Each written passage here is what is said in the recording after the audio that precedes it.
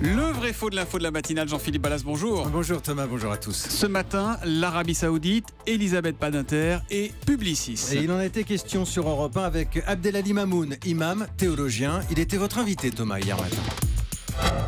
Aujourd'hui, les autorités saoudiennes ont du mal à se débarrasser de cette image. Ils ont même embauché récemment plusieurs sociétés de communication, françaises notamment, telles que Publicis, dont Madame Badinter, qui justement se revendique comme islamophobe, en est particulièrement, on va dire, influente, puisqu'elle est détentrice de plus de 14% des parts de marché de Publicis. Bon. Alors, il a dit plusieurs choses à Abdelali Mamoun. On va les prendre dans l'ordre. D'abord, le contrat entre Publicis et l'Arabie Saoudite. C'est vrai ou c'est faux ? Eh ben, c'est vrai, Thomas. J'ai même pu discuter en direct hier soir avec celui qui s'occupe du dossier chez Publicis. Et il me confirme, cela fait quelques mois qu'il travaille notamment avec l'ambassadeur d'Arabie Saoudite en France.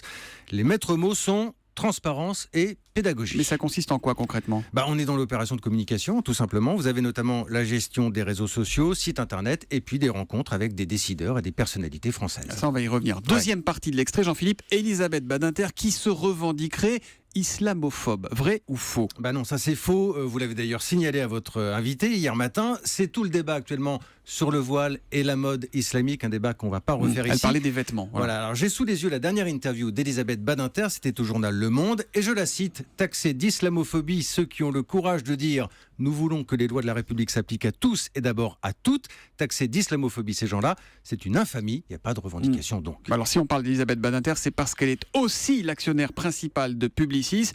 Et là, du coup, c'est pas toujours simple comme position. Alors là-dessus, Thomas, la réponse de Publicis, elle est rodée. D'une part, me dit-on, Elisabeth Badinter est une intellectuelle engagée et on ne commente pas ses prises de position. D'autre part, elle est effectivement présidente du comité de surveillance de Publicis, mais n'a pas de rôle exécutif. Il n'y a pas de contradiction, donc pas de problème avec l'Arabie Saoudite, c'est ce qu'on me dit, dont Elisabeth Badinter d'ailleurs ne parle pas directement dans ses interviews.